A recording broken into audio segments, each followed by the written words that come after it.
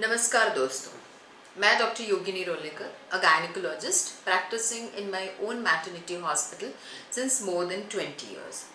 दोस्तों, last video में हमने जाना कि fibro adenoma of the breast क्या चीज़ है। वो हमारा सेकेंड सीरीज़ था। अभी हम जो डिस्कस करेंगे वो है सीरीज़ नंबर 3, जिसको सिर्फ हम ये जो सीरीज़ बना रहे हैं वो सिर्फ महिलाओं के ब्रेस्ट के बारे में जो प्रॉब्लम्स होते हैं इसके बारे में है। तो ये जो सीरीज़ है उसमें हम डिस्कस करेंगे बहुत ही इम्पॉर्टेंट टॉपिक, और वो है ब्रेस्ट कैंसर, मतलब कि स्तन का कैंसर। दोस्तों, ये जो ब्रेस्ट कैंसर है अपने इंडिया में नंबर 1 है, और अधिकतर महिलाएं ब्रेस्ट कैंसर से एक्सपायर हो जाती हैं। कहते हैं कि अगर 8 महिलाओं को हम चेक करें तो 8 में से 1 महिलाओं को ब्रेस्ट कैंसर होने के चांसेस है। अभी ये अपने को मन में होता है कि ये ब्रेस्ट कैंसर कैसे होता है और क्यों होता है। ब्रेस्ट कैंसर होने के मेन कारण है हार्मोनल इम्बैलेंसेस, या हार्मोन की वजह से होता है। ब्रेस्ट कैंसर अगर आपके फैमिली में हो, अगर आपकी माँ को हो या फिर अपने सिस्टर्स को हो, या आपके फैमिली में अधिक से कहिए कि 2 से ज़्यादा लोगों को ब्रेस्ट कैंसर है, तो आपको ब्रेस्ट कैंसर होने के चांसेस हैं। दूसरा कि जैसे जैसे एज बढ़ती है, जैसे जैसे हम 35 प्लस होते हैं, तो आपको ब्रेस्ट कैंसर होने के चांसेस है। ये जो ब्रेस्ट कैंसर होता है अधिकतर महिलाओं में देखा जाता है, मगर 10% पुरुषों में भी ये ब्रेस्ट कैंसर होता है। ये जो ब्रेस्ट कैंसर है उसके लक्षण क्या है, कैसे समझेगा कि ये हमको ब्रेस्ट कैंसर तो नहीं है। अधिकतर जब ब्रेस्ट कैंसर होता है तो उसकी शुरुआत गांठ से होती है, मतलब कि आपको ब्रेस्ट में गांठ महसूस हो। ये जो गांठ है, ये जो गांठ रहती है वो आपको फील होगी। ये गांठ जो ज़्यादातर रहती है वो मूवेबल नहीं रहती है। और दूसरा, ये जो ब्रेस्ट में जब ये कैंसर होता है तो आप जब देखेंगे तो दोनों ब्रेस्ट की साइज़ में थोड़े बहुत चेंजेस हो जाता है। शायद ये ब्रेस्ट की साइज़ बढ़ जाए या कम हो जाए। दूसरा एक इम्पॉर्टेंट चीज़ है कि जो निपल रहते हैं तो कभी कभी निपल रिट्रैक्ट हो जाते हैं, तो वो भी ब्रेस्ट कैंसर की एक लक्षण हो सकते हैं। तीसरी चीज़ होती है कि निपल में से डिस्चार्ज आए, जैसे कि ब्लड डिस्चार्ज आए या ब्राउनिश डिस्चार्ज आए, तो उसमें उसको भी एक ब्रेस्ट कैंसर का लक्षण हम कह सकते हैं। कभी कभार जो ब्रेस्ट के ऊपर की जो स्किन होती है वो स्किन स्मूथ ना रह के उसके अंदर पॉडरेंट, जैसे कि ऑरेंज जैसे रहता है, जैसे कि संतरा की छाल जैसी रहती है, वैसी स्किन चेंजेस आ जाए तो वो भी एक ब्रेस्ट कैंसर की लक्षण है। तो ये तो हो गए ब्रेस्ट कैंसर की लक्षण। ये जो ब्रेस्ट कैंसर है इसमें से आपको कुछ भी ऐसा लगे कि नहीं, ये इसमें से मुझे कुछ एबनॉर्मल लग रहा है या मेरे ब्रेस्ट में कुछ ऐसा मुझे फील हो रहा है, तो आप अपने गायनेकोलॉजिस्ट या अपने सर्जन के पास तुरंत कांटेक्ट करिए। वो डॉक्टर आपको आगे इन्वेस्टिगेशंस के बारे में आपको बताएंगे। कभी कभार एडवांस केस जब हो जाता है, पेशेंट को नहीं पता चलता है, तभी क्या होता है कि आपको एक्जिला में भी गांठ महसूस हो जाए, कि आपको वहाँ पर भी ब्रेस्ट में तो गांठ लगता है, मगर कई बार एक्जिला मतलब जिसको कांख बोलते हैं, तो उसमें भी आपको गांठ फील हो। तो ये सारे लक्षण थोड़े ब्रेस्ट कैंसर के हो सकते हैं, तो आपको बताना है। अभी आपके डॉक्टर आपको ब्रेस्ट कैंसर, सपोज के आपको उनको लगा ऐसा कुछ कि ये ब्रेस्ट कैंसर जैसी निशानी है, तो आपको कौन से इन्वेस्टिगेशंस के बारे में बताएंगे। एक तो है सोनोग्राफी, दूसरा है मेमोग्राफी। सोनोग्राफी में बताएंगे कि ये गांठ किस हिसाब से है, इसमें एक गांठ है या अधिक गांठ है।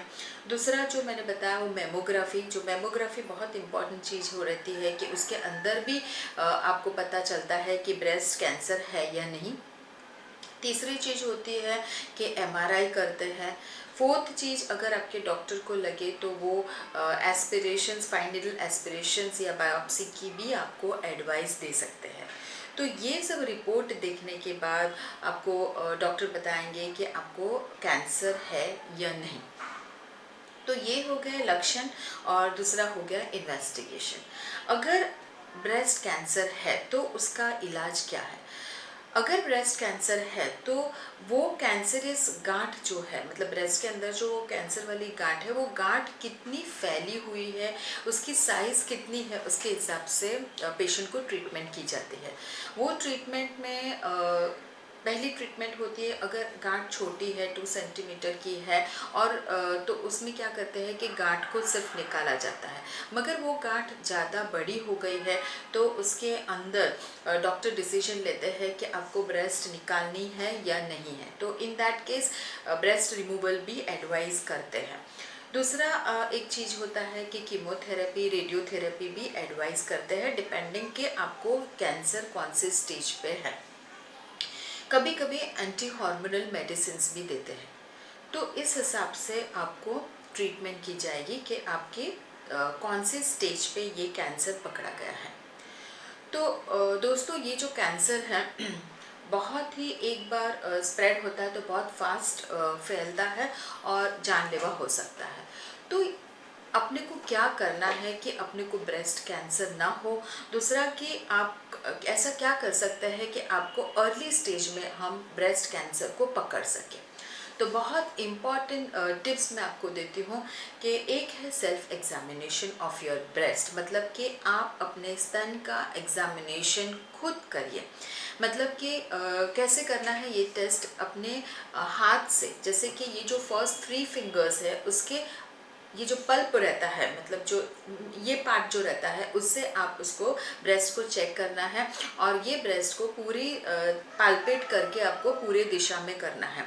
और ये जो एग्जामिनेशन है आप एवरी मंथ कर सकते हैं, कोई पर्टिकुलर डेट आप फिक्स कर दीजिए, तो वो डेट पे आपको खुद ब्रेस्ट एग्जामिनेशन करना है कि आपको मालूम होना चाहिए कि आपके ब्रेस्ट की जो टिश्यू है वो कैसे फील होता है।